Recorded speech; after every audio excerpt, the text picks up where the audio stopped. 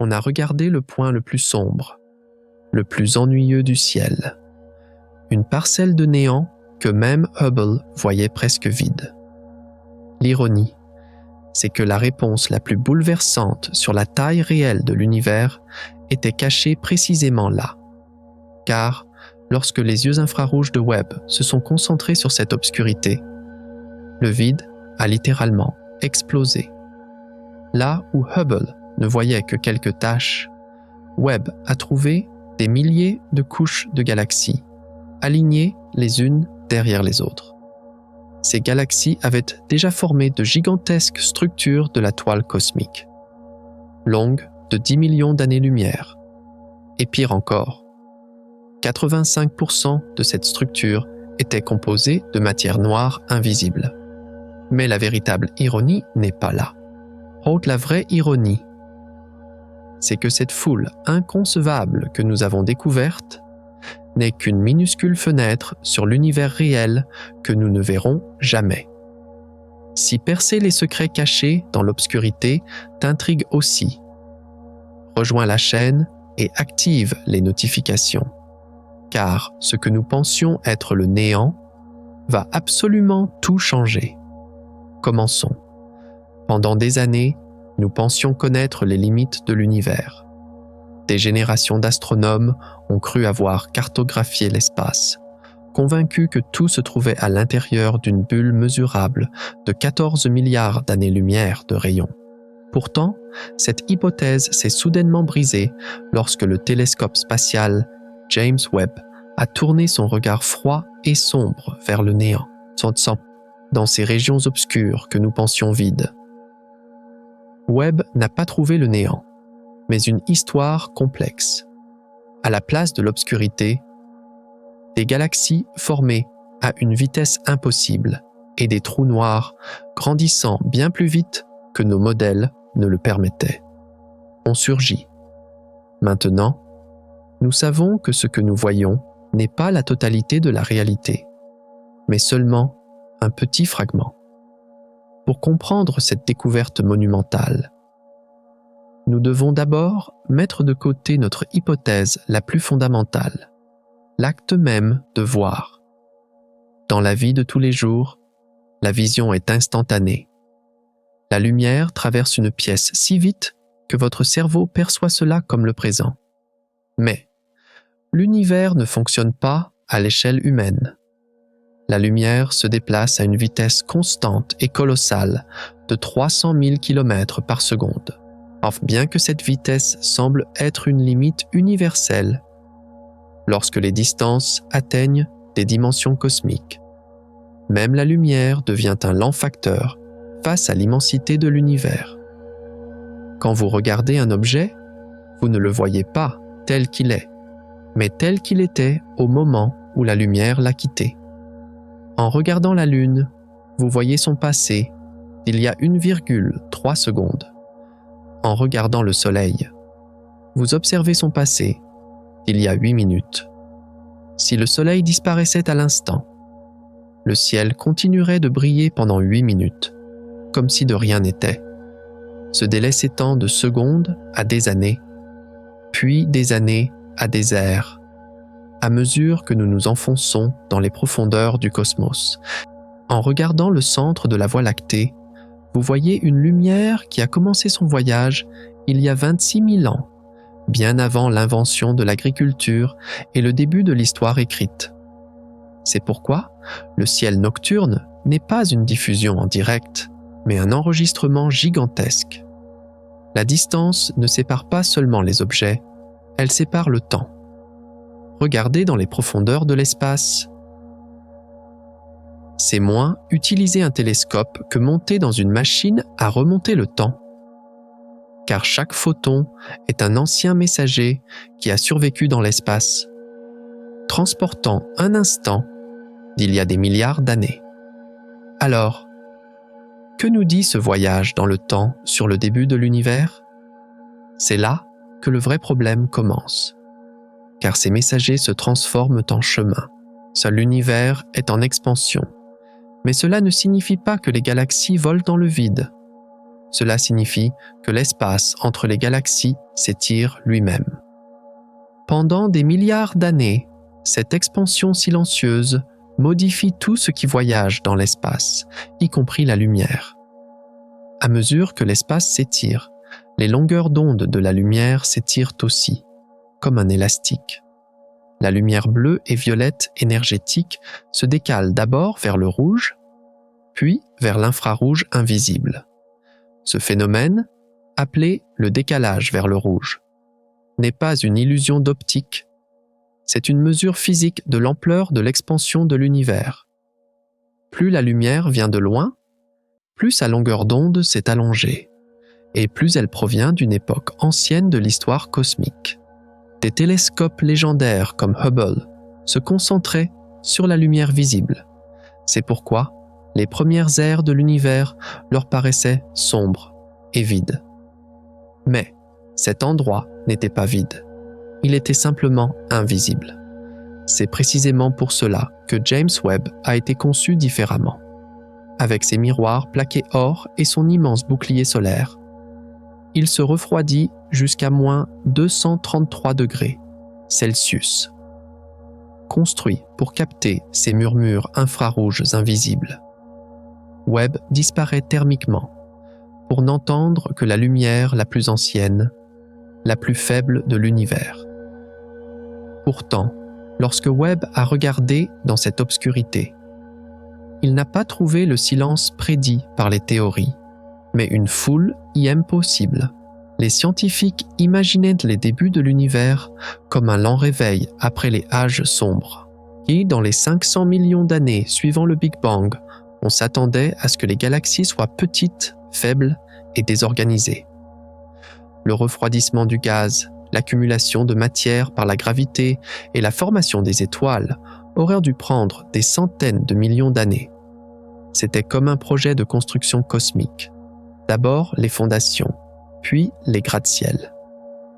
Mais, lorsque les données de Webb sont arrivées, les modèles se sont effondrés. Le télescope a regardé une époque où l'univers n'avait qu'1% de son âge actuel. Alors qu'on s'attendait à y trouver de frêles galaxies, il a découvert des systèmes étonnamment brillants, massifs et bien structurés, dont certaines galaxies possédaient des centaines de millions, voire des milliards de masses solaires en étoiles. Bien plus que ce qui aurait dû exister à cette époque. Ces systèmes ne tenaient pas à peine debout. Ils produisaient des étoiles à une vitesse incroyable. Plus étrange encore, les spectres de ces galaxies supposées primitives portaient des signatures de carbone et d'oxygène. Ces éléments ne proviennent pas du Big Bang. Ils sont forgés au cœur des étoiles. Cela signifie qu'alors que l'univers n'était qu'un bébé, une génération d'étoiles était déjà née, avait vécu et était morte. C'était comme si un enfant obtenait un diplôme universitaire juste après sa naissance. L'univers avait grandi beaucoup plus vite que ce que nous pensions possible, provoquant une crise que les astronomes ont appelée « trop de lumière », trop tôt, et à cette vitesse ne se limitait pas aux étoiles. Des monstres encore plus grands grandissaient au cœur de l'obscurité. Les trous noirs supermassifs, nichés au centre des galaxies, approfondissent encore ce mystère. Selon les modèles standards, la croissance d'un trou noir prend du temps. En tombant, la matière chauffe et émet des radiations, ce qui repousse la matière supplémentaire, imposant une limite de vitesse naturelle. Mais Webb a détecté des monstres dont la masse atteignait des millions, voire des milliards de fois celle du Soleil, alors que l'univers avait moins de 500 millions d'années. Ces trous noirs semblaient n'avoir jamais tenu compte de ces limites de vitesse physique. Si soit d'énormes nuages de gaz se sont effondrés directement, sautant la phase stellaire, soit les premières étoiles étaient faites beaucoup plus massives que celles que nous connaissons aujourd'hui, laissant derrière elles des graines géantes après leur effondrement. quelle que soit la raison. Le résultat est stupéfiant. Le début de l'univers n'était pas une aube tranquille. C'était une explosion violente, rouse rapide et efficace. La matière et la gravité ont exécuté une danse bien plus agressive que nous ne l'avions imaginée. Ces structures précoces compriment la chronologie de l'histoire cosmique et nous obligent à remettre en question nos hypothèses les plus fondamentales. Car la formation de si grandes structures en si peu de temps montre que la densité et la distribution de la matière de l'univers à cette époque étaient très différentes de ce que nous pensions. Webb ne se contente pas de combler les pièces manquantes. Il nous montre que nous tenions le tableau à l'envers.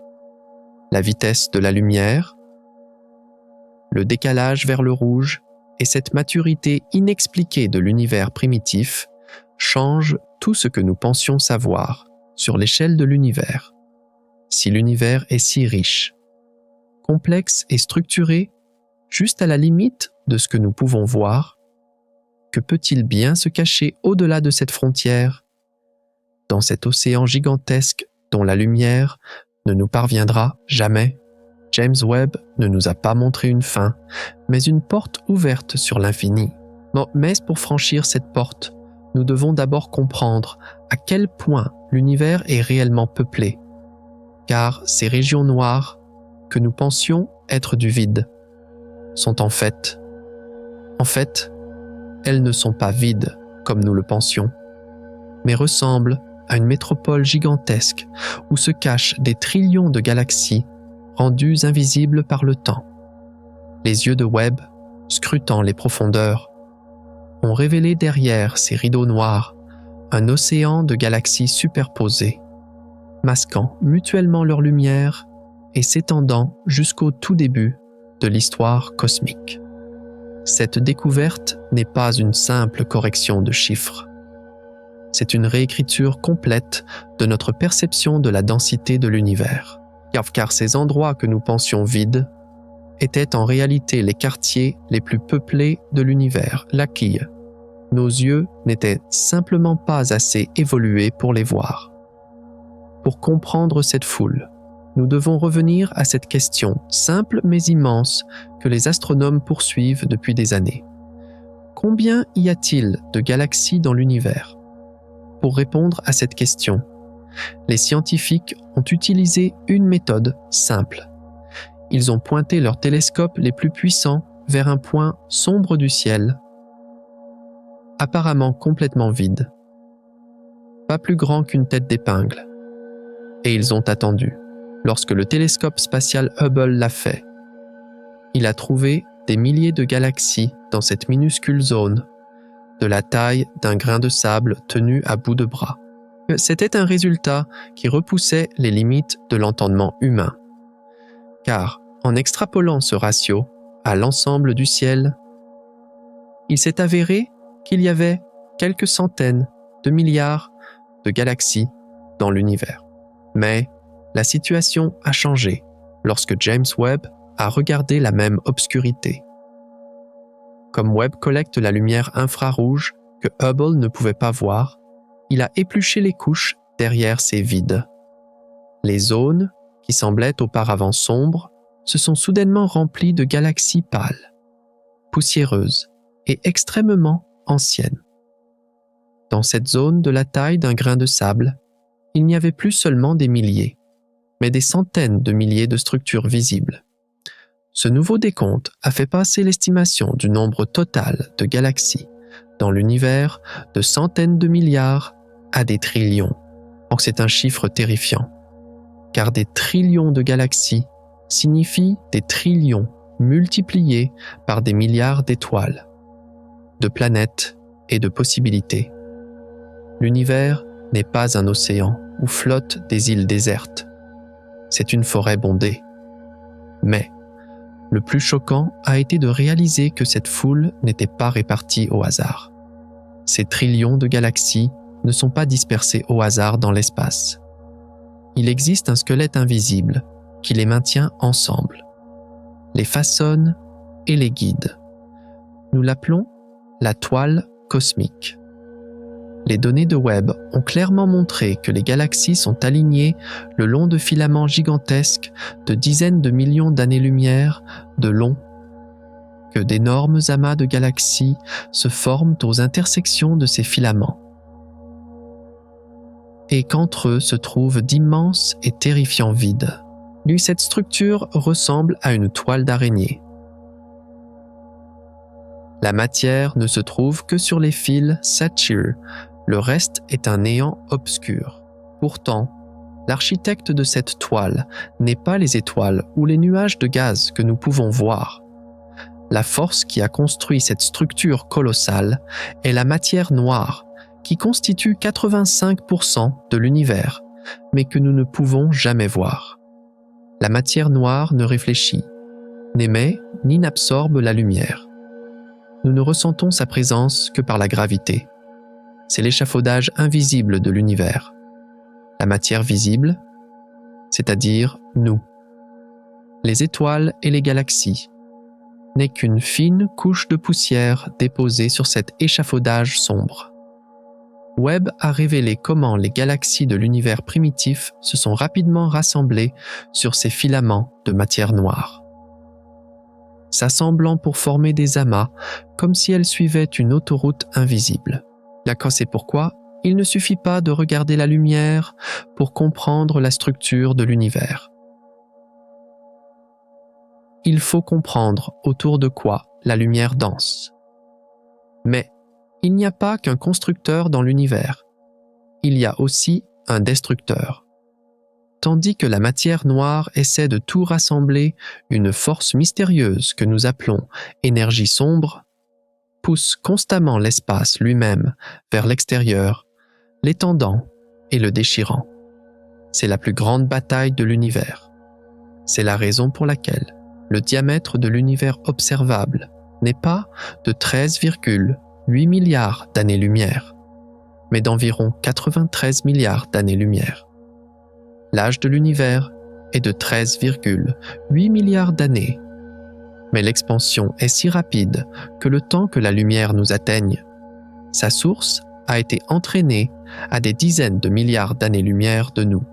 Ce n'est pas une explosion, c'est un étirement, comme des points sur la surface d'un ballon. Les galaxies ne se déplacent pas dans l'espace. C'est l'espace entre les galaxies qui se dilate.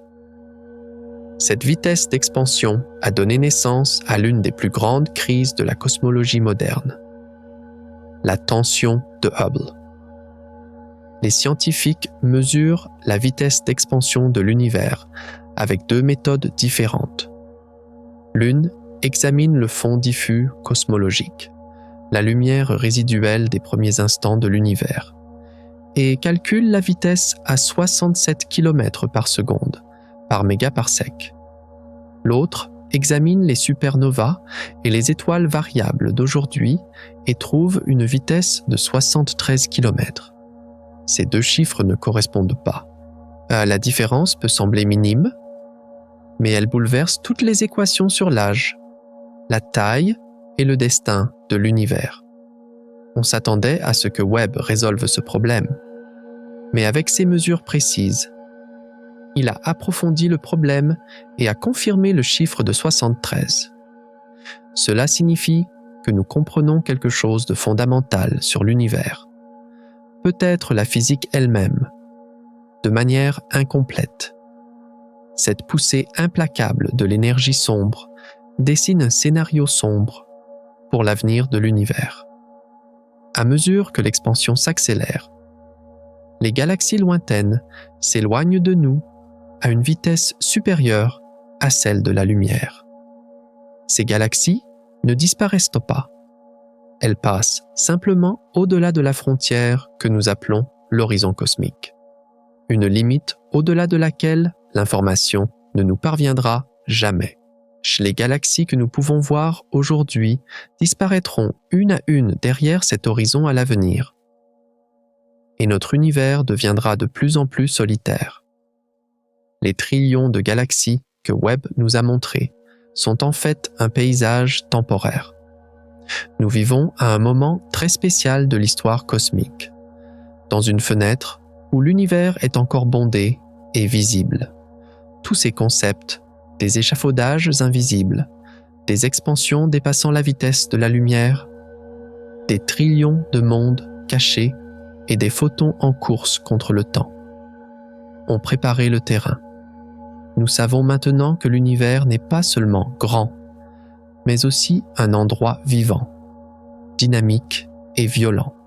Pour comprendre pourquoi nos modèles se sont effondrés, pourquoi ce que nous appelions impossible est possible.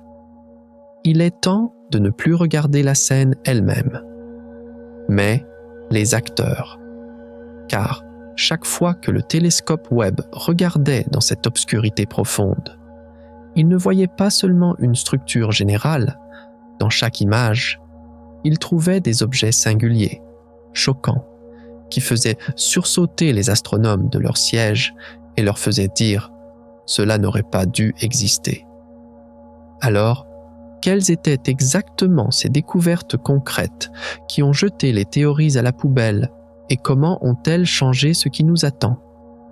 Et à cet instant précis, lorsque les données sont apparues sur les écrans d'analyse, une vague de stupéfaction silencieuse mais profonde a déferlé sur le monde scientifique.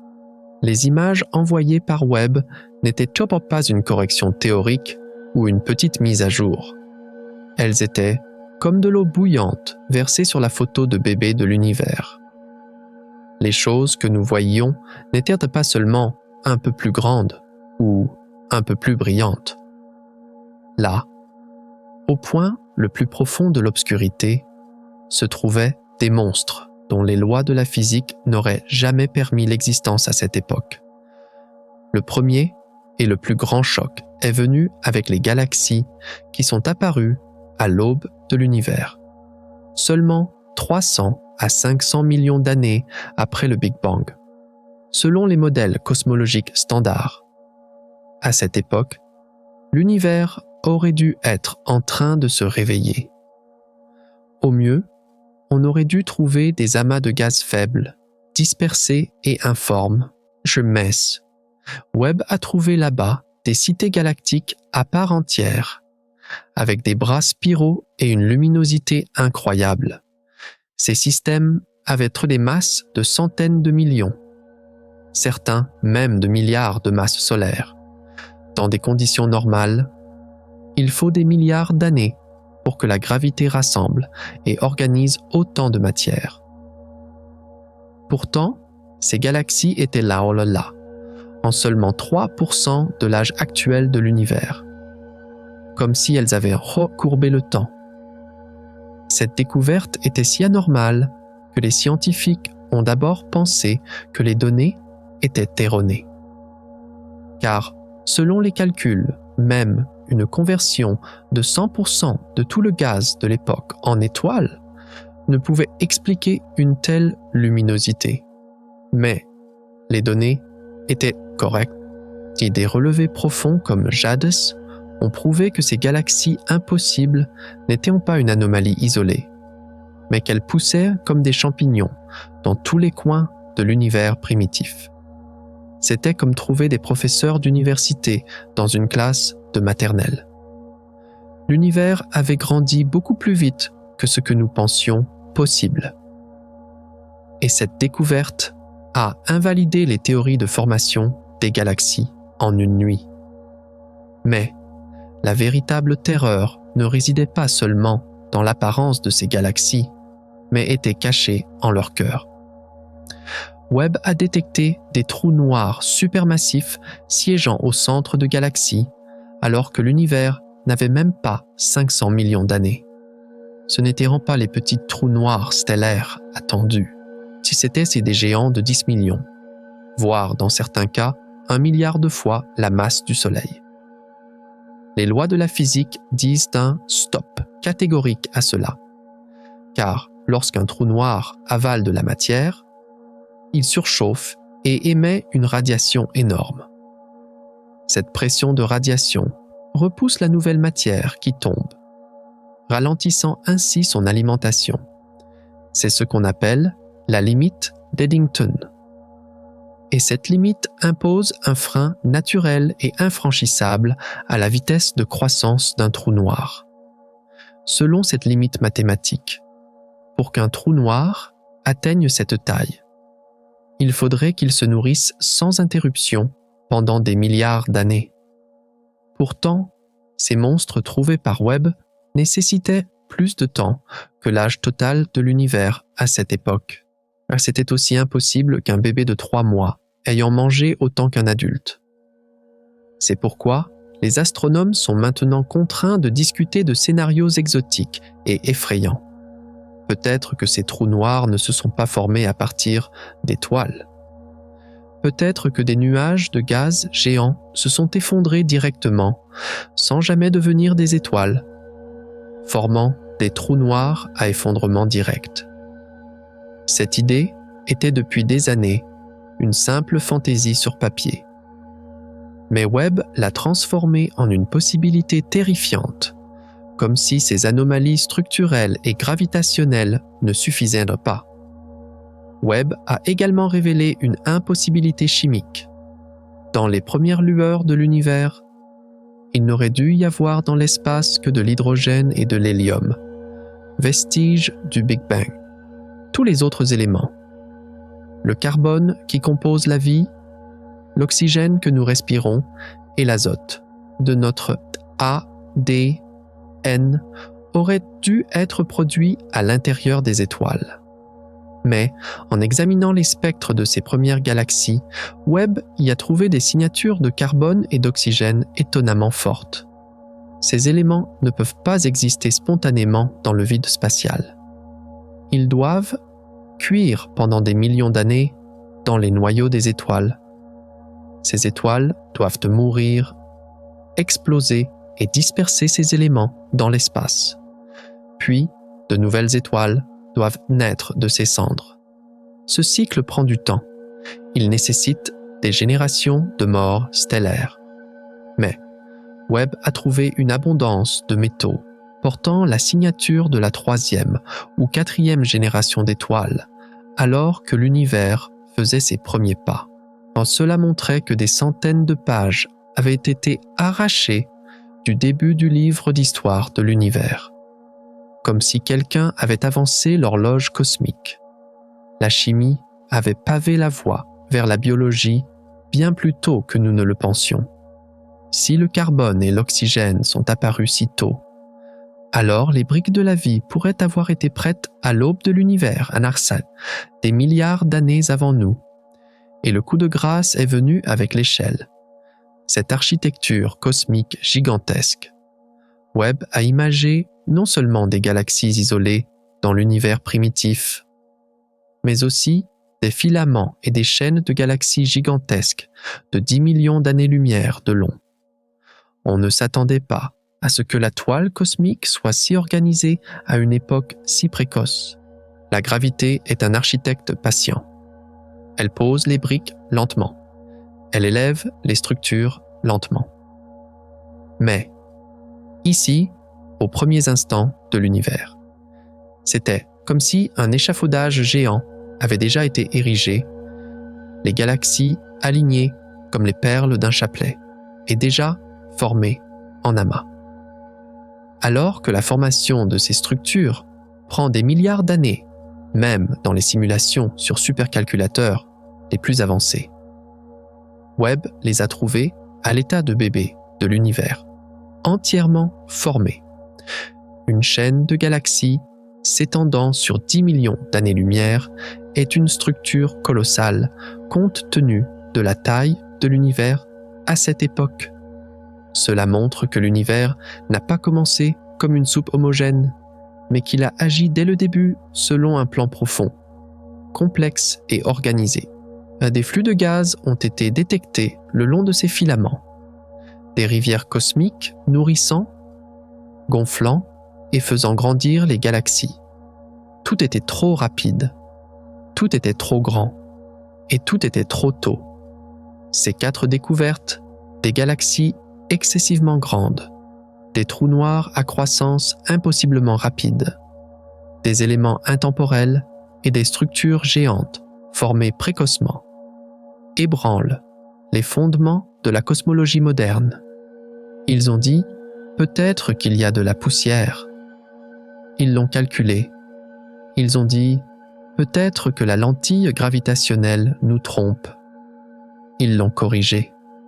Mais les données étaient tenaces et se renforçaient à chaque nouvelle observation. L'univers a eu un départ beaucoup plus rapide, beaucoup plus sauvage et beaucoup plus efficace que ce que nous pensions possible. Cette situation a amené les scientifiques au bord d'un précipice effrayant, mais tout aussi excitant. Si la physique que nous connaissons, le modèle standard et les lois de la gravité ne peuvent pas expliquer comment ces structures se sont formées, alors y a-t-il une autre main qui gouverne l'univers?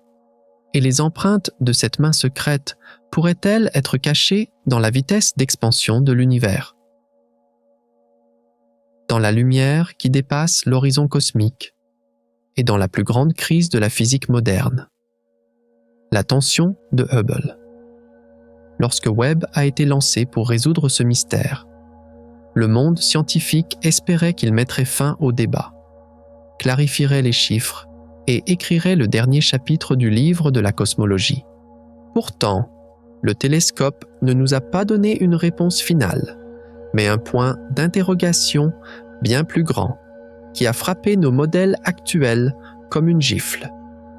Car les observations précises de Webb ont montré que tout ce que nous pensions savoir sur la vitesse d'expansion de l'univers pourrait être fondamentalement faux. Le nom de cette crise est la tension de Hubble. Et c'est l'une des fissures les plus profondes de la cosmologie. Les scientifiques utilisent deux méthodes différentes pour mesurer la vitesse d'expansion de l'univers. Et ces méthodes présentent deux réalités différentes qui ne concordent pas. La première méthode examine le fond diffus cosmologique, la photo de bébé de l'univers. Cette méthode mesure avec une précision extrême la vitesse d'expansion de l'univers à 67 km par seconde par mégaparsec. C'est la prédiction du modèle standard et l'un des bastions les plus fiables de la physique. La seconde méthode examine l'univers d'aujourd'hui, c'est-à-dire les supernovas et les étoiles variables, céphéides proches. Cette méthode donne obstinément un chiffre plus élevé, 73 km par seconde, pendant des années. Les astronomes ont pensé que cette différence était une erreur de mesure. Peut-être que le télescope Hubble vieillit, peut-être que les nuages de poussière affectent la luminosité des étoiles, disait-il. Lorsque Webb a été lancé, tout le monde s'attendait à ce que sa résolution supérieure corrige cette erreur et ramène le chiffre de 73 à 67. Mais, lorsque Webb a tourné son regard perçant et froid vers les étoiles céphéides, il n'a pas corrigé l'erreur, il a confirmé l'erreur. Le télescope a prouvé que les mesures étaient impeccables, que la poussière était prise en compte et que la partie locale de l'univers s'étendait réellement beaucoup plus vite que prévu, à un rythme de 9% plus rapide. Ce résultat est terrifiant, car si les deux méthodes sont correctes, alors ce ne sont pas nos mesures qui sont fausses, mais notre façon de comprendre l'univers. Cette incohérence suggère qu'il pourrait y avoir eu une période de énergie sombre précoce dans l'histoire de l'univers que nous n'avons pas encore découverte, ou que les lois de la gravité fonctionnent différemment à des échelles cosmiques que ce que nous connaissons. L'âge, la taille et le destin de l'univers dépendent de ce chiffre. Si le chiffre de 73 est correct, l'univers pourrait être plus jeune que nous le pensons, ce qui rendrait l'existence de ces galaxies extrêmement précoces, trouvées par Webb encore plus impossible. Si l'expansion s'accélère et que l'univers est plus jeune, la fenêtre de temps nécessaire à la formation de ces structures gigantesques se rétrécit encore plus. Webb. Au lieu de résoudre ce paradoxe, l'a laissé sur la table de la science comme un nœud apparemment impossible à défaire. Mais les révélations choquantes de Webb ne se sont pas limitées à la vitesse. Elles ont également révélé une vérité bouleversante sur la densité de l'univers. Les images de champs profonds ont montré que le nombre de galaxies dans l'univers ne se contentait pas de dépasser nos estimations. Il les écrasait. Pendant des années, nous avons supposé qu'il y avait environ 200 milliards de galaxies dans l'univers. Même ce chiffre était gigantesque pour l'esprit humain. Pourtant, lorsque Webb s'est concentré sur les points les plus sombres, les plus apparemment vides du ciel, il n'y a pas trouvé de noirceur, mais un mur de lumière superposé. Les régions que Hubble avait précédemment enregistrées comme des vides étaient remplies de centaines de milliers de galaxies faibles, poussiéreuses et anciennes dans les yeux infrarouges de Webb. Ce nouveau recensement a porté l'estimation du nombre total de galaxies dans l'univers au niveau des trillions. 1 trillion de galaxies. 1 trillion d'îles, chacune abritant des milliards d'étoiles, des trillions de planètes et des possibilités infinies. Si cela signifie que l'univers est au moins 10 fois plus peuplé que nous ne le pensions. Mais l'aspect le plus troublant de cette découverte n'est pas la taille du nombre, mais ce que cette foule signifie. Si la partie visible de l'univers est si bondée, quelle petite fraction de la réalité est cette sphère de 93 milliards d'années-lumière de diamètre que nous appelons l'univers observable. Webb ne nous montre peut-être qu'une seule goutte d'un océan, et même l'intérieur de cette goutte est rempli d'un cycle de vie et de matière si dense qu'il défie les limites de notre imagination. Malgré toute cette foule et cette vitesse, la découverte de Webb, qui a peut-être déclenché la crise la plus existentielle, concerne l'avenir de l'univers et la domination absolue de l'énergie sombre. Lorsque le télescope a analysé la lumière des galaxies les plus lointaines, il a confirmé, une fois de plus, qu'elle ne s'éloignait pas seulement de nous, mais qu'elle s'enfuyait en accélérant. Cette énergie mystérieuse qui constitue 70% de l'univers étire sans relâche le tissu de l'espace-temps.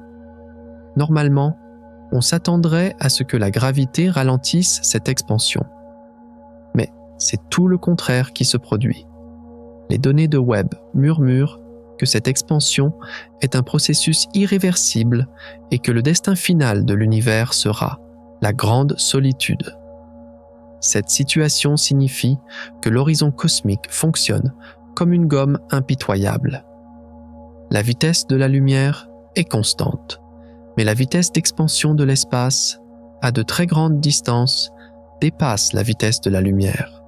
Cela signifie que ces galaxies massives que nous voyons actuellement avec Webb, ces trillions de mondes, se détachent lentement de nous, c'est-à-dire de notre relation de cause à effet.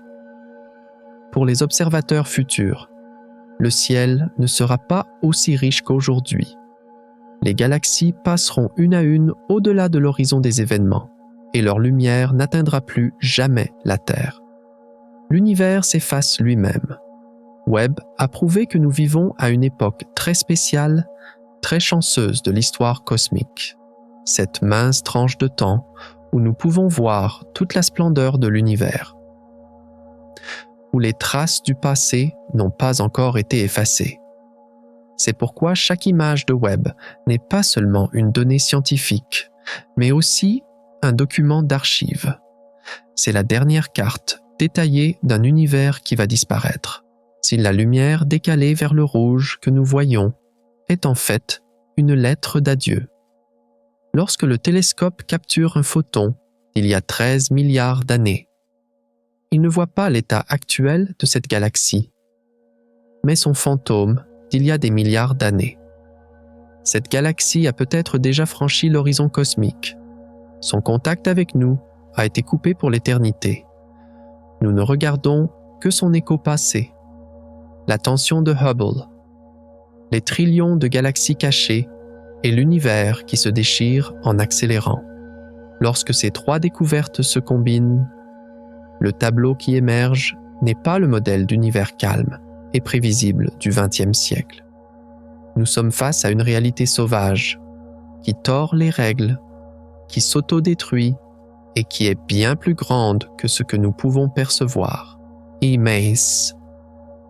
Au milieu de tout ce chaos cosmique, une question beaucoup plus technique, beaucoup plus concrète nous taraude.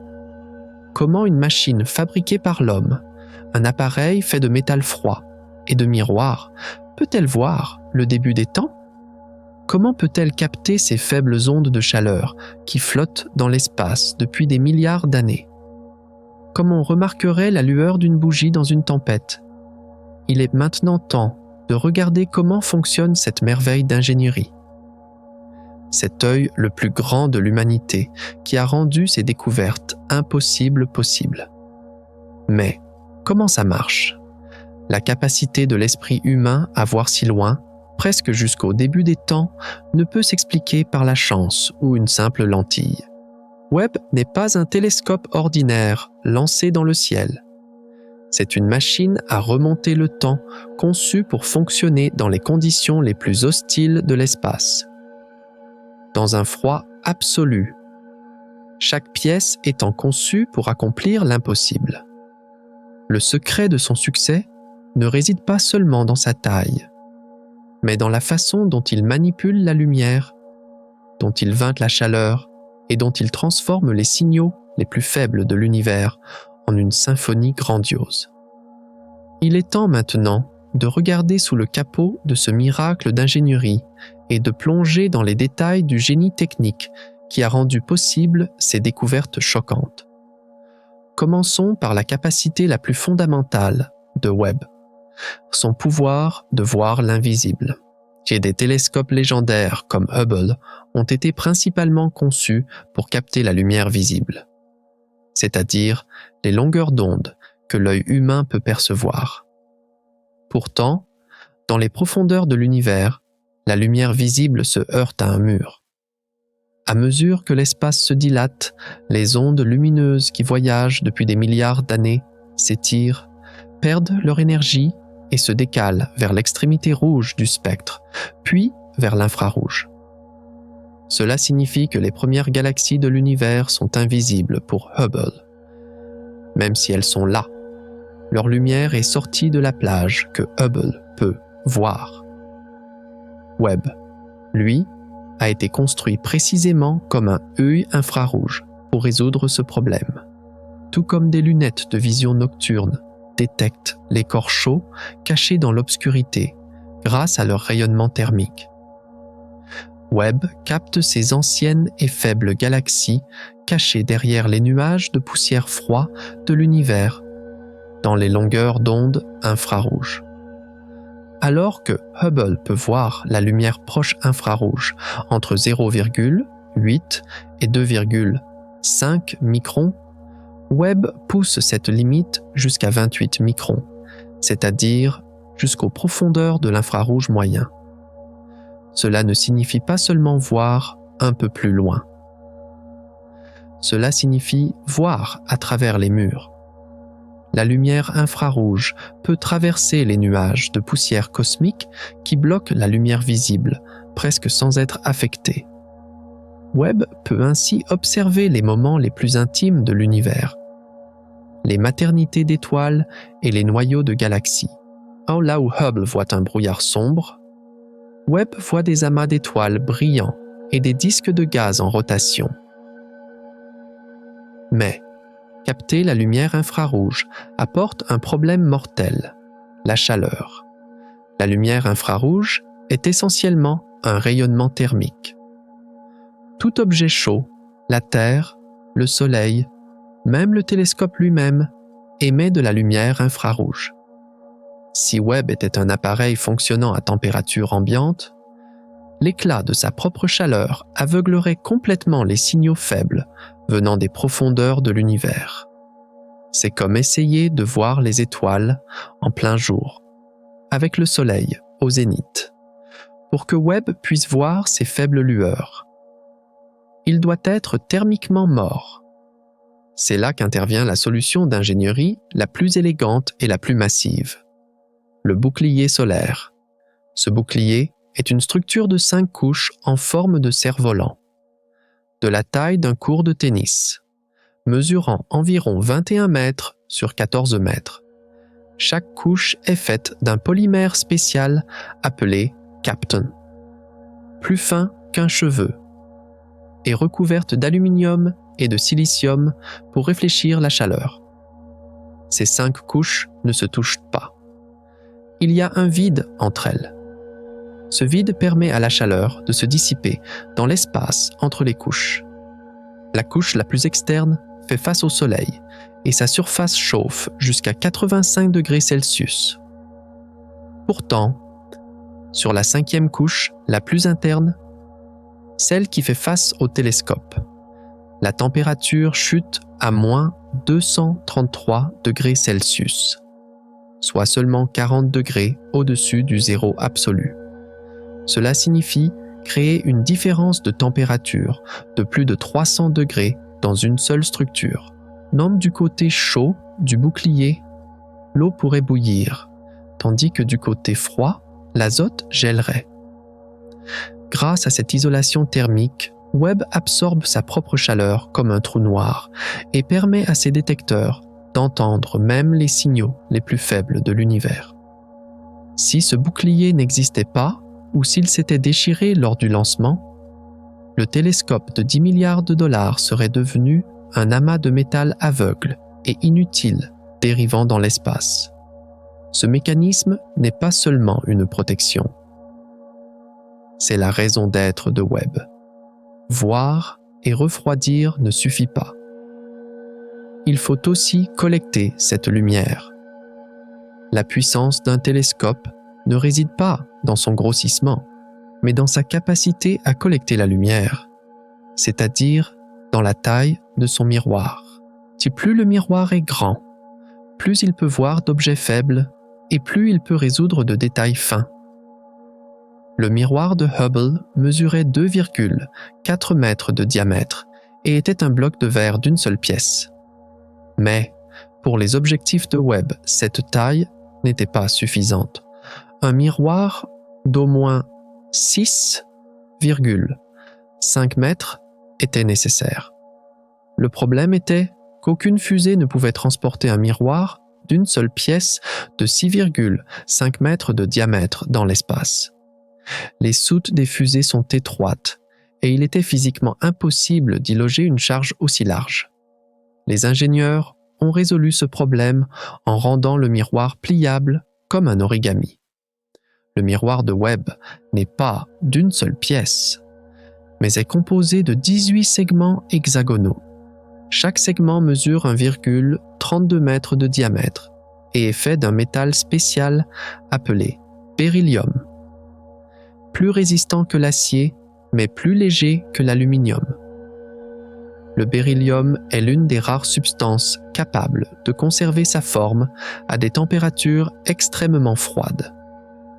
Pendant le lancement, ces miroirs ont été pliés, insérés dans la fusée et se sont déployés dans l'espace, sans intervention humaine, avec une précision d'1 millionième de millimètre pour former un seul miroir géant. Un autre avantage critique de cette conception segmentée est les minuscules moteurs situés derrière chaque miroir. Ces actionneurs peuvent ajuster l'inclinaison et la position des miroirs à l'échelle nanométrique, si un segment se déplace ne serait-ce que d'1 millième de millimètre. L'image devient floue. Si Webb utilise la lumière d'une étoile pour aligner constamment ses miroirs et obtenir une image nette et focalisée, alors que la surface de collecte de Hubble était d'environ 4,5 mètres carrés. Cette structure en nid d'abeille géante de Webb offre une surface de collecte de lumière de 25 mètres carrés, Cela signifie que Webb peut collecter environ 6 fois plus de lumière que Hubble et obtenir la même image en une fraction du temps que Hubble mettrait. Cette efficacité permet aux astronomes non seulement de voir plus loin, mais aussi de balayer des zones beaucoup plus vastes du ciel beaucoup plus rapidement. Mais collecter et focaliser la lumière n'est que la moitié du travail. Pour que cette lumière ait un sens, il faut des cerveaux pour l'analyser, la décomposer et la convertir en données numériques. Derrière Webb, au point focal du miroir, se trouvent 4 instruments scientifiques principaux qui constituent la véritable puissance du télescope.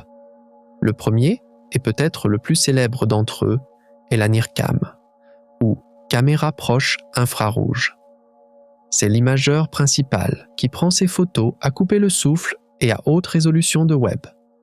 Mais la NIRCam ne se contente pas de prendre de belles photos. C'est aussi un capteur ultra sensible conçu pour capturer la lumière la plus ancienne de l'univers. La NIRCam détecte les longueurs d'onde entre 0,6 et 5 microns. C'est la plage dans laquelle la lumière des premières étoiles et galaxies de l'univers s'est décalée en raison de l'expansion universelle. À l'intérieur de l'instrument, des séparateurs de faisceaux dichroïques divisent la lumière en différentes couleurs.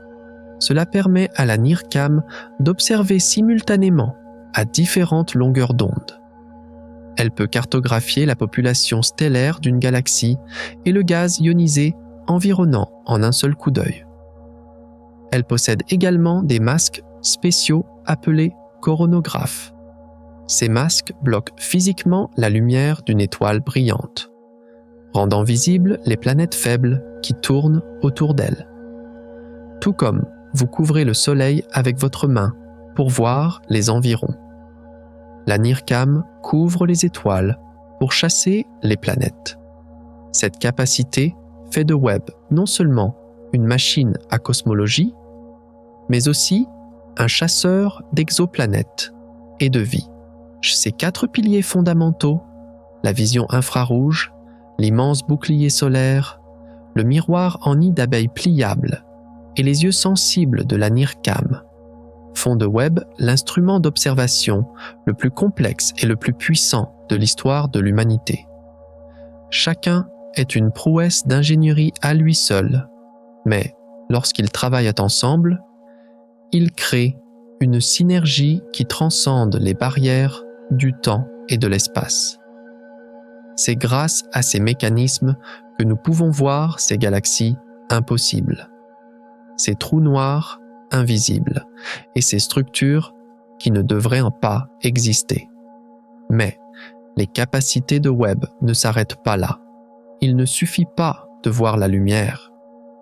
Il faut lire son empreinte chimique, déchiffrer les éléments qu'elle contient, sa température et son mouvement. Et c'est là qu'interviennent les autres instruments, qui font bien plus que prendre des photos. Ils décryptent la chimie de la lumière. Alors, comment ces autres détecteurs, qui mesurent la vapeur d'eau dans l'atmosphère d'une planète ou la vitesse d'une galaxie, peuvent-ils extraire autant de détails de ces faibles points lumineux? Et pour résoudre cette chimie cachée, Webb doit agir non seulement comme un photographe, mais aussi comme un détective cosmique. Capturer l'image d'un objet vous dit où il se trouve, mais pas ce qu'il est, de quoi il est fait, à quelle température il est et à quelle vitesse il se déplace. La technologie qui entre en jeu ici est la spectroscopie, qui décompose la lumière en ses couleurs arc-en-ciel, c'est-à-dire son spectre. Ce processus est similaire à la lecture du code-barre de l'univers. En regardant l'extérieur d'une boîte de conserve dans un supermarché, vous ne voyez que la marque. Mais en scannant son code-barre, vous apprenez ses ingrédients, son lieu de production et son prix. L'instrument NIRSPEC, spectrographe proche infrarouge, de Webb, est précisément ce scanner qui lit le code-barre des galaxies situées à des milliards d'années-lumière. Le principe de fonctionnement de NIRSPEC repose sur la décomposition de la lumière en ses composantes en la faisant passer à travers un prisme. Mais le problème auquel Webb est confronté est que le ciel est très peuplé. Les anciens télescopes comme Hubble ne pouvaient obtenir le spectre que d'un ou de quelques objets à la fois. C'est comme chercher une aiguille dans une botte de foin en examinant chaque brin un par un. Un processus extrêmement lent et inefficace. Le Webb, lui, devait analyser des milliers de galaxies rapidement. Pour résoudre ce problème, les ingénieurs ont développé l'un des systèmes micromécaniques les plus complexes de l'histoire de l'humanité, le réseau de micro-obturateurs. Ce système est composé d'environ 250 000 minuscules fenêtres placées sur une plaque de silicium de la taille d'un timbre-poste. Chaque fenêtre est plus fine qu'un cheveu humain et peut s'ouvrir et se fermer indépendamment. Cela donne à Webb le pouvoir de choisir quelle lumière d'étoile ou de galaxie laisser entrer et laquelle bloquer lorsqu'il regarde le ciel. Un bras magnétique scanne ces fenêtres et ouvre les volets au-dessus des cibles spécifiées par les scientifiques tout en gardant les autres fermés. De cette façon, Webb peut bloquer la lumière des étoiles brillantes et gênantes du premier plan pour se concentrer sur les galaxies d'arrière-plan faible, situées juste derrière ou à côté d'elles. Il peut obtenir le spectre de plus de 100 objets différents en une seule exposition. Cette technologie augmente la vitesse et l'efficacité des observations de centaines de fois par rapport aux anciennes méthodes. Sans NIRSPEC, il aurait fallu des décennies à Webb pour caractériser les milliers de galaxies de l'univers primitif dont nous avons parlé dans la section 2 et confirmer leur âge. Ces micro-fenêtres permettent aux secrets les plus anciens de l'univers de murmurer non pas un par un, mais en masse. Pourtant, NIRCam et NIRSPEC se concentrent sur la partie proche de la lumière infrarouge, c'est-à-dire entre 0,6 et 5 microns. Et pour voir les régions plus froides, plus anciennes et plus poussiéreuses de l'univers, il faut aller plus loin, dans la région de l'infrarouge moyen. C'est là que le cœur le plus froid de Webb, MIRI, instrument infrarouge moyen, entre en jeu. MIRI voit les longueurs d'onde entre 5 et 28 microns. Cette région est d'une importance capitale car la vapeur d'eau dans les disques de formation planétaire, les hydrocarbures et les trous noirs supermassifs cachés derrière la poussière au centre des galaxies émettent leur rayonnement le plus fort dans cette plage. On peut comparer MIRI à un appareil à rayon X thermique. Tout comme un médecin regarde sous la peau pour voir les os avec un appareil à rayons X. MIRI pénètre dans les nuages de poussière dense pour voir les étoiles naissantes ou les planètes cachées. Pour que MIRI fonctionne, il doit être beaucoup plus froid que les autres parties de Webb. La lumière infrarouge moyenne est extrêmement sensible à la chaleur. Le bouclier solaire de Webb refroidit le télescope à moins 233 degrés Celsius, ce qui est suffisant pour NIRCam. Pourtant, pour MIRI, cette température est aussi chaude qu'un jour d'été tropical. Pour que MIRI supprime la chaleur émise par ses propres détecteurs, appelés courants d'obscurité, il doit fonctionner à moins 266 degrés Celsius, soit seulement 7 degrés au-dessus du zéro absolu. Il est physiquement impossible d'atteindre une température aussi basse par refroidissement passif, c'est-à-dire en se tenant simplement à l'ombre.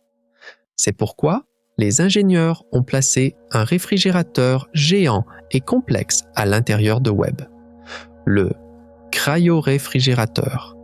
Ce système fait circuler de l'hélium gazeux en boucle fermée pour extraire la chaleur de Miri et la rejeter dans l'espace. Les télescopes infrarouges de l'ancienne génération, comme Spitzer, la CRES, transportaient des réservoirs d'hélium liquide en quantité limitée.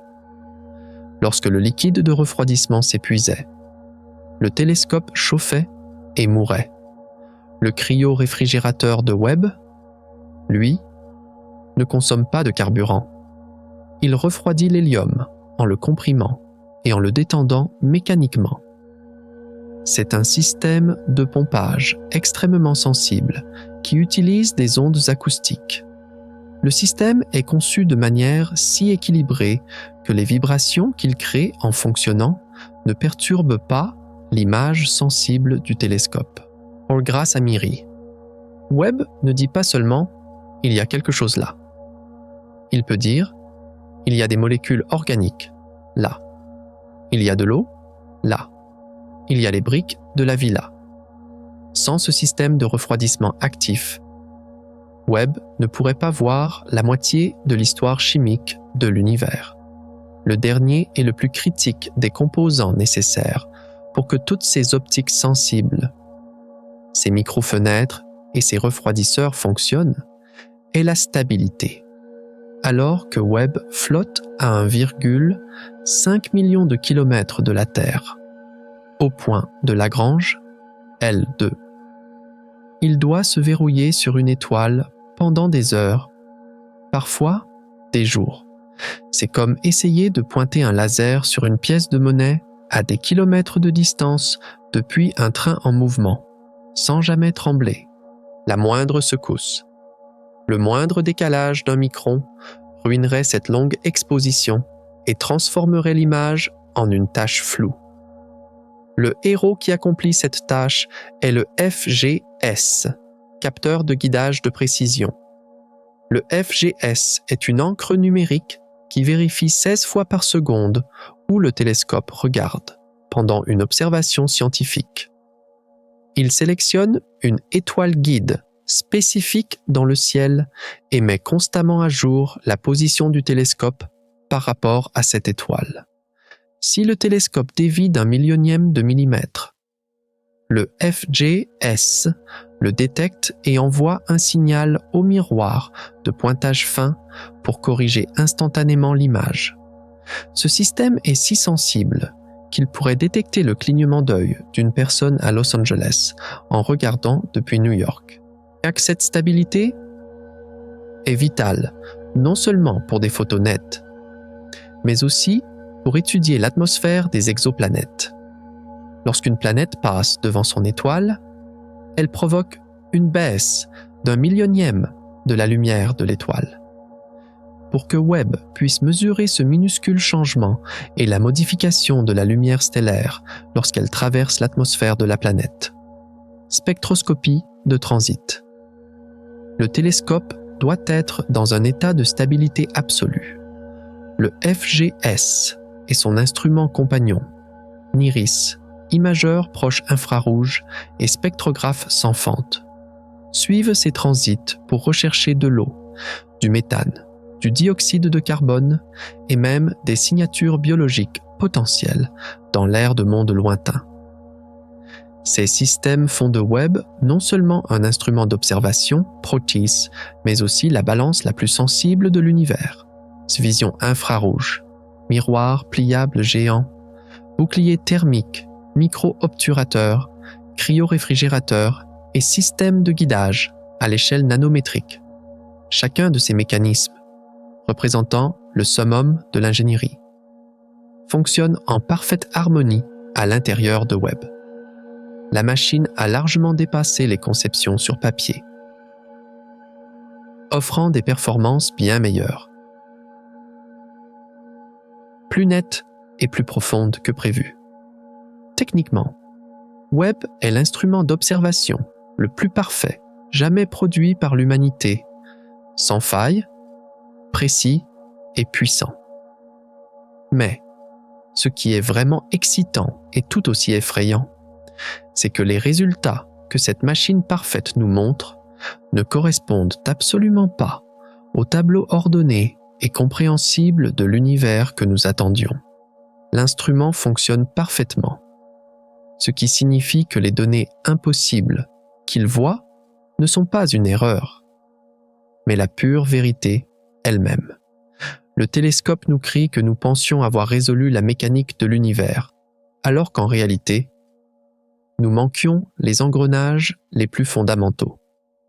Car, lorsque les données collectées par cette merveille technique sont combinées, le tableau d'ensemble qui émerge pointe vers un point culminant à couper le souffle, qui concerne non seulement l'astronomie, mais aussi notre destin cosmique et la fin ultime de notre existence. Alors, lorsque toutes ces pièces s'assemblent, qu'y a-t-il à la fin de cette grande et effrayante histoire que Webb nous raconte? Et maintenant, au-delà des détails techniques et du métal froid, le rideau du véritable miracle se lève, et Webb n'était pas seulement un meilleur télescope. Il était un signe avant-coureur révélant les secrets les plus profonds de l'univers, nos peurs les plus sombres et nos plus grands espoirs. Car lorsque ces spectres et ces images se sont combinés, ce qui a émergé n'était pas seulement un ensemble de données astronomiques, mais une révolution cosmique.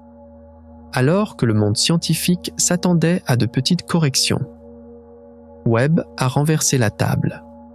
Maintenant, attachez vos ceintures, car ce que vous allez voir n'est pas théorique, c'est réel. Et ces vérités n'ont pas seulement mis à jour le livre d'histoire de l'univers. Elles l'ont brûlé et ont écrit de ses cendres une histoire toute nouvelle, bien plus sauvage. Le premier coup est venu d'un fantôme qui a redessiné les frontières de l'univers bar, vertical, J-A-D-E-S-G-S-Z,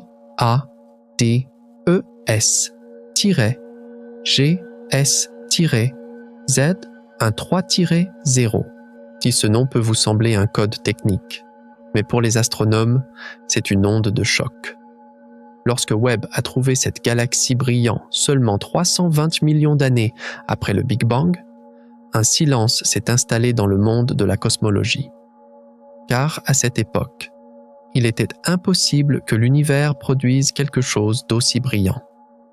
Jadès GS-13-0 n'était pas seulement ancienne, c'était une anomalie qui repoussait les limites du temps.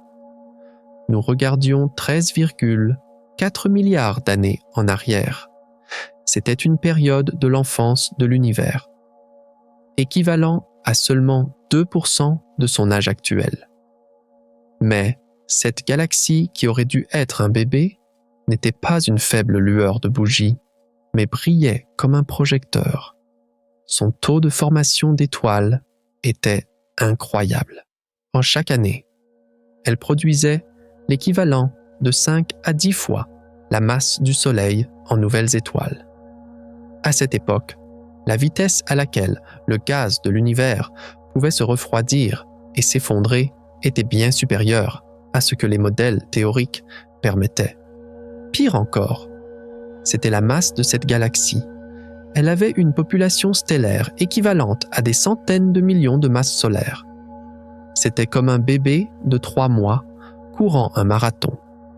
Selon les lois de la physique, il n'y avait pas eu assez de temps pour que la gravité transforme ces nuages de gaz dispersés en une structure aussi ordonnée en si peu de temps. Mais Webb ne se trompait pas.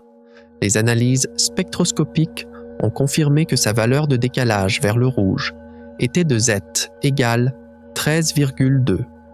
Ce n'était pas un record, c'était un défi. Et les scientifiques ont commencé à publier leurs articles avec des titres comme « Galaxie impossible », car Jadès-GS-13-0 n'était pas la seule. C'était juste le premier avertissement. Mais Webb ne s'est pas arrêté. Le deuxième coup est venu avec une découverte qui a bouleversé la chimie de l'univers, la crise de la poussière de carbone.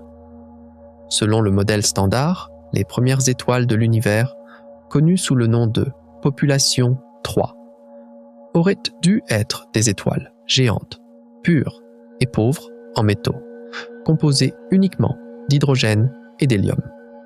Pour que des éléments lourds comme le carbone, l'oxygène et l'azote se forment, ces premières étoiles auraient dû mourir, exploser en supernova et contaminer l'espace. Ce processus aurait dû prendre des centaines de millions d'années. Pourtant, lorsque Webb a examiné le spectre de galaxies existant seulement 600 millions d'années après le Big Bang, il n'y a pas trouvé d'hydrogène pur, mais de grandes quantités de poussière de carbone. C'était comme trouver un iPhone à côté d'ossements de dinosaures lors de fouilles archéologiques. C'était impossible. Pour que le carbone soit là, il aurait fallu qu'au moins une, peut-être 2 générations d'étoiles soient déjà nées et mortes.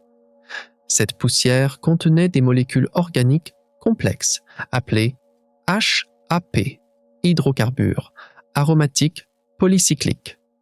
Ces molécules sont les briques fondamentales de la vie. Webb nous montrait ceci. L'univers avait préparé les matériaux pour former la vie des milliards d'années plus tôt que nous ne le pensions, presque au moment du commencement.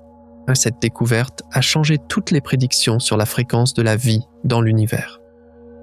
Si les briques de la vie étaient si précoces et si abondantes, alors la vie pourrait ne pas être une coïncidence unique à la Terre, mais une nécessité universelle. Le monde scientifique a été stupéfait par cet enrichissement précoce. L'univers, qui aurait dû être pauvre en métaux, selon les théories, était aux yeux de Webb une usine chimique, riche en métaux et prête pour la vie. Et puis le troisième coup est venu, le plus grand, le plus effrayant. Les monstres de Lab.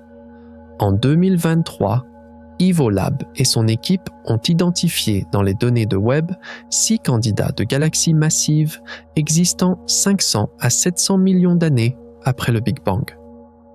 Cette découverte a secoué la cosmologie à ses racines, car chacune de ces galaxies avait autant, voire plus d'étoiles que la Voie lactée. Leur masse se situait entre 10 milliards et 100 milliards de masses solaires. Lorsque vous calculez la densité totale de matière baryonique dans l'univers, à cette époque, l'existence de ces galaxies menait à une impasse mathématique. Le problème était le suivant. À cette époque, il n'aurait pas pu y avoir assez de matière rassemblée dans l'univers pour former ces galaxies. Si ces mesures étaient incorrectes, ces galaxies auraient dû convertir près de 100% du gaz disponible dans cette région en étoiles. Dans l'univers moderne, ce taux est d'environ 10 à 20%. Une efficacité de 100% est physiquement impossible. Les vents stellaires et les supernovas expulsent le gaz et arrêtent la formation. Mais ces monstres étaient là. Cette situation a soulevé des questions telles que l'âge de l'univers est-il faux?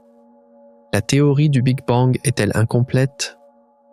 Ou la gravité fonctionnait-elle différemment à l'époque? Ce n'était pas seulement une anomalie, c'était une crise cosmologique. Les scientifiques, face à ces objets qu'ils ont nommés briseurs d'univers, ont dû jeter leur modèle à la poubelle et repartir de zéro. Le 4e choc était caché dans l'obscurité au centre de ces structures massives. G, NZ11 et son monstre affamé en son cœur.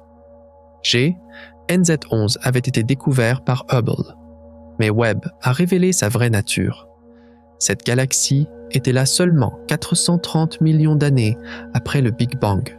Oh mais, le spectrographe de Webb a détecté une signature étrange dans la lumière provenant de son centre. Une tempête de gaz dense et ionisé. C'était la signature d'un trou noir supermassif actif, c'est-à-dire un quasar. Pourtant, ce trou noir n'était pas normal. Sa masse était de millions de fois celle du Soleil.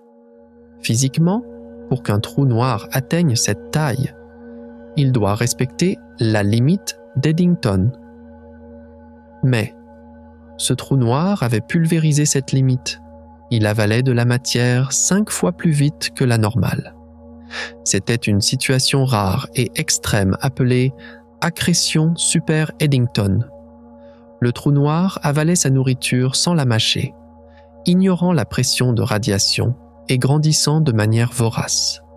Cette découverte a renforcé la théorie des trous noirs semences. Peut-être que ces monstres ne sont pas nés d'étoiles, mais directement de l'effondrement de nuages de gaz, naissant géants dès le début. Webb prouvait que les trous noirs ne se formaient pas après les galaxies, mais avec elles, voire peut-être avant elles. La question de l'œuf ou la poule était résolue. Le monstre était arrivé en premier. Et enfin, la 5e découverte, la plus épique, la plus inattendue, la percée du brouillard de l'aube cosmique. En examinant la lumière de galaxies comme EG, IS et 8P7, Webb a cartographié l'ère de la rayonisation de l'univers. Au premier temps de l'univers, l'espace était rempli d'hydrogène neutre. C'était comme un brouillard dense qui empêchait la lumière de passer. Les premières étoiles et galaxies ont brûlé ce brouillard, c'est-à-dire l'ont ionisé, rendant l'univers transparent. James Webb a montré que ce processus n'était pas homogène, mais s'est produit sous forme d'énormes bulles ionisées. Chacune de ces bulles avait un diamètre de millions d'années-lumière. Au centre se trouvaient des galaxies extrêmement brillantes, comme Jadis et les monstres de Lab. Ces galaxies émettaient un rayonnement ultraviolet si puissant qu'elles creusaient l'espace autour d'elles, dissipant le brouillard et créant d'immenses vides où la lumière pouvait circuler librement. Webb a observé en direct le processus de transparence de l'univers, c'est-à-dire le passage de l'obscurité à la lumière. Ce n'était pas seulement une observation, c'était le film du réveil de l'univers. De la façon dont les premières lueurs ont déchiré les ténèbres, Sapta, l'océbule prouvait comment la texture de l'univers a changé, comment la matière s'est organisée et comment l'univers clair d'aujourd'hui est le né. L'âge impossible de Jades, la présence précoce de poussière de carbone, les monstres de Lab qui brisent l'univers, les trous noirs affamés dépassant la limite d'Eddington et les bulles d'ionisation géantes perçant le brouillard cosmique. Ces 5 preuves épiques sont la réalité même que Webb nous présente. L'univers n'est pas un endroit qui s'est développé lentement et doucement. Il a été rapide, violent, efficace et complexe depuis son commencement. La période que nous appelions les âges sombres était en fait un feu d'artifice. L'endroit que nous appelions le vide était en fait un chantier de construction. Et tout ce que nous appelions impossible n'était qu'un début pour l'univers. Le monde scientifique subit encore les répliques de ce choc. Chaque nouvel article, chaque nouvel ensemble de données érode un peu plus ce que nous savons. Le modèle standard n'est plus si standard. La théorie lambda CDM se fissure. Webb n'a pas seulement vu plus loin, il a porté un coup de masse au fondement de la cosmologie. Nous savons maintenant que l'histoire de l'univers doit être réécrite, non seulement parce qu'il est plus ancien ou plus grand, mais parce que ses principes de fonctionnement sont très différents de ce que nous pensions. Mais à la fin de toutes ces découvertes, de toutes ces théories démolies et de ces histoires réécrites, il reste une seule question finale qui met notre esprit à rude épreuve, qui nous dérange et à laquelle nous avons peur de répondre. Si même la partie visible de l'univers est si pleine, si sauvage et si impossible, alors que se passe-t-il réellement dans cette partie sombre de 95% que nous ne pouvons pas voir, que nous ne verrons jamais? Et cette question n'est pas seulement une curiosité scientifique, c'est une peur cosmique, car l'univers sauvage, plein et rapide que Webb nous a montré n'est en fait que la minuscule partie visible et lumineuse de l'iceberg, chez cette région sombre de 95%, c'est-à-dire l'énergie sombre et la matière noire, sont les vrais maîtres de l'univers. Et leur plan de jeu est bien au-delà de notre imagination, bien plus dramatique et bien plus impitoyable. Ce que nous voyons maintenant n'est que quelques bulles flottant sur cet immense océan sombre. La véritable histoire s'écrit dans ces profondeurs invisibles, où il n'y a pas de lumière, où se déroule la guerre silencieuse de la gravité et de l'expansion. Et Webb nous présente les rapports de front les plus frappants de cette guerre. Le 6e coup épique est venu de la force mystérieuse qui détermine le destin de l'univers, la possibilité de l'évolution de l'énergie sombre. Et pendant des années, nous avons considéré l'énergie sombre comme une constante cosmologique, c'est-à-dire une densité d'énergie répartie de manière égale dans chaque centimètre carré de l'espace, immuable dans le temps, ennuyeuse et constante. Mais les mesures précises de Webb sur les supernovas lointaines et les galaxies précoces murmurent que cette constance pourrait être une illusion. Certaines divergences dans les données indiquent que l'énergie sombre pourrait être un champ dynamique dont la force change avec le temps, c'est-à-dire qu'elle évolue, sont le véritable cadeau philosophique que Webb nous offre. Le télescope ne change pas seulement les données, il change aussi notre perspective. Nous ne nous sentons plus au centre de l'univers, mais au cœur de l'univers. Pourtant, ce voyage philosophique n'est pas encore terminé. Car le miroir de Webb ne reflète pas seulement le passé et le présent, mais aussi cet avenir effrayant et inévitable. Il donne également des indices sur la fin de l'univers, ce point lointain où tout finira. Et cette dernière pensée, peut-être la plus difficile, nous amène à la question ultime qui nous pousse à interroger non seulement le sens de « nous », mais de tout. Alors, si tout doit finir un jour, si les galaxies s'éteindront et si l'univers gèlera, quel est le véritable sens de notre existence actuelle, de nos découvertes et de nos amours? Et cette question nous mène à la 4e et la plus existentielle des étapes de notre voyage philosophique, le contraste du sens de la fin. D'un côté, il y a cette fin inévitable, froide et ultime que Webb indique indirectement. L'effet d'expansion de l'énergie sombre montre que l'univers n'est pas un paradis qui vivra éternellement, mais qu'il se dirige vers un scénario de grande glaciation, où les lumières s'éteindront une à une et où il ne restera qu'une obscurité infinie. De l'autre, il y a notre désir insatiable de découvrir, cet espoir infini et cette quête de sens. Cette opposition peut, à première vue, créer un nihilisme terrible qui rend tout absurde.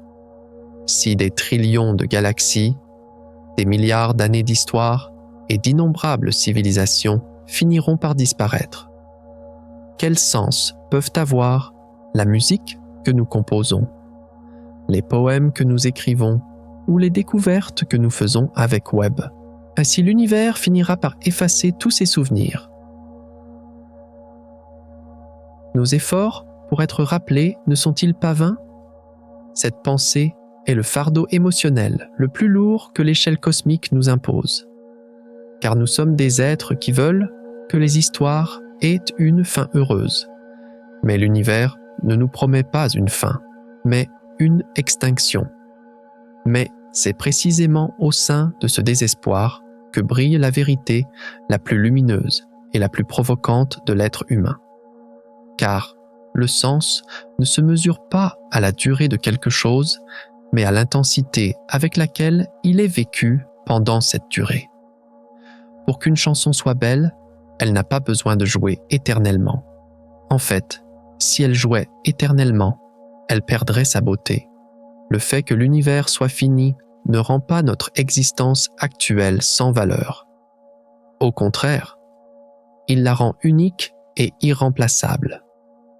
Nous vivons à l'âge d'or de l'univers, alors qu'il est encore chaud, encore brillant et encore vivant.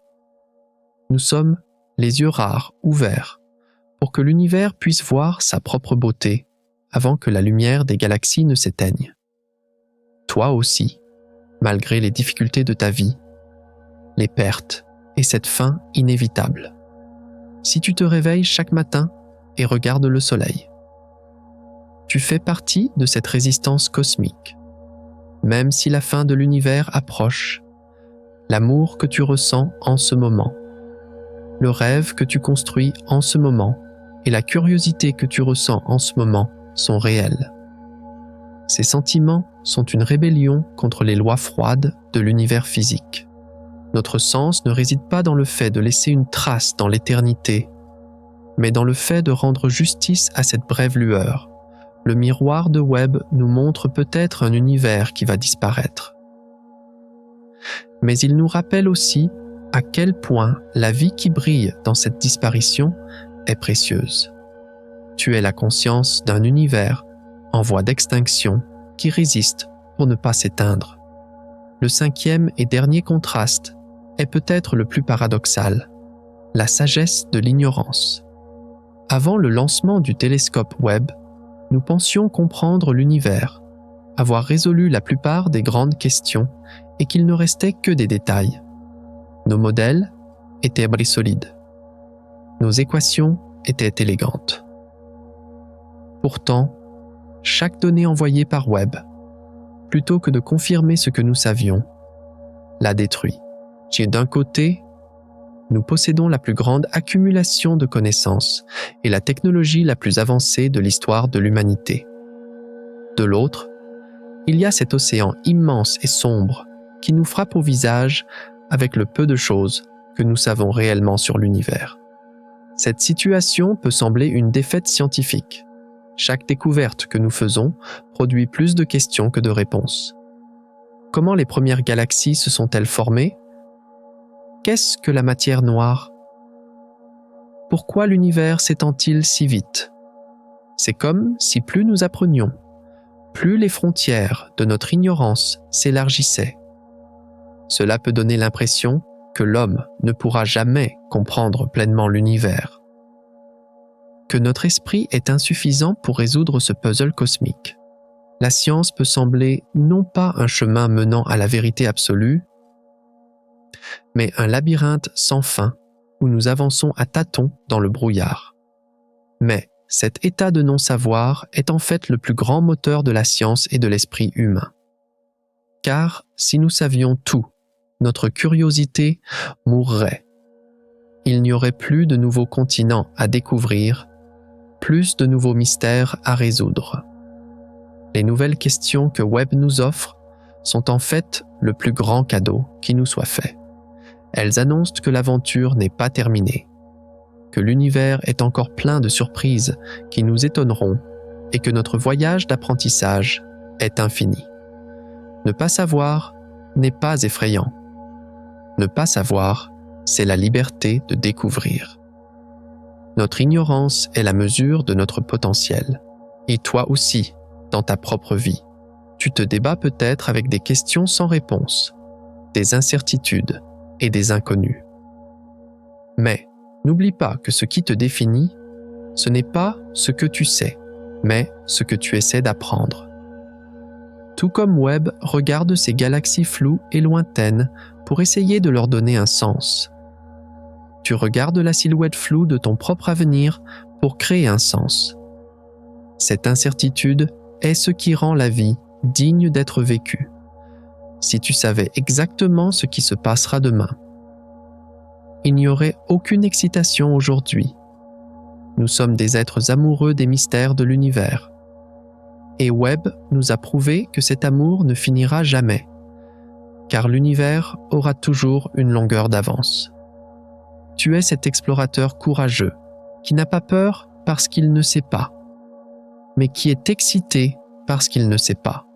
Alors, au milieu de toutes ces contradictions, de ces paradoxes et de ce vide immense, toi qui regardes cette vidéo, que ressens-tu en ce moment?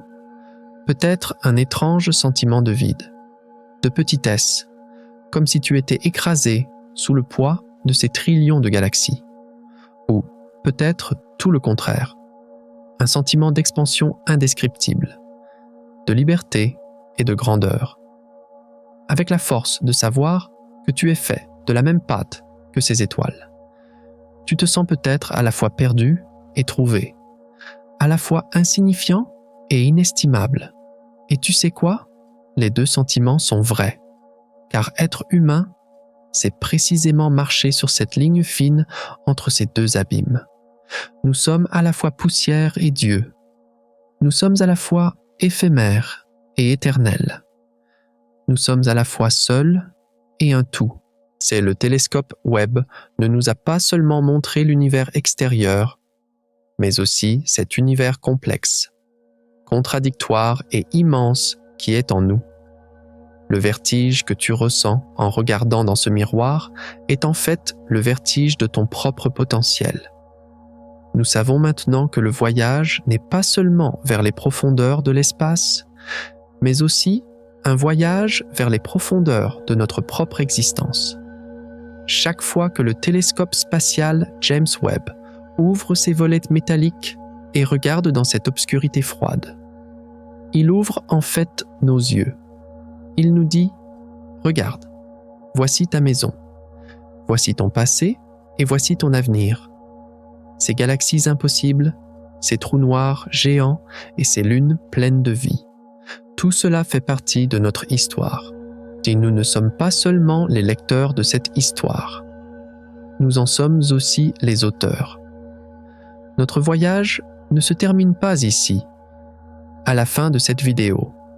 Au contraire, il recommence avec chaque nouvelle donnée, chaque nouvelle découverte de Webb.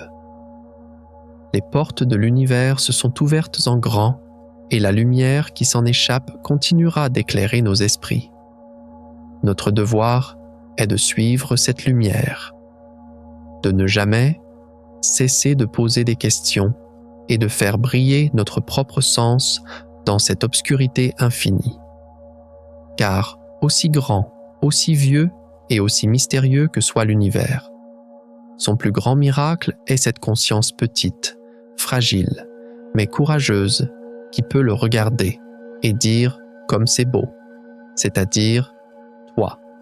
Et cela vaut tout. Avec Webb, nous avons été témoins de l'histoire gigantesque de l'univers sur des milliards d'années. Mais je ne vous ai pas dit le vrai choc. Ces trillions de galaxies que nous avons vues ont en fait été créées en une fraction de seconde d'un trillionième de seconde, dans une explosion terrifiante dépassant la vitesse de la lumière. Nous appelons cela l'inflation cosmique. Dans notre prochain voyage, nous résoudrons le chaos caché à l'intérieur de cette première seconde. Êtes-vous prêts?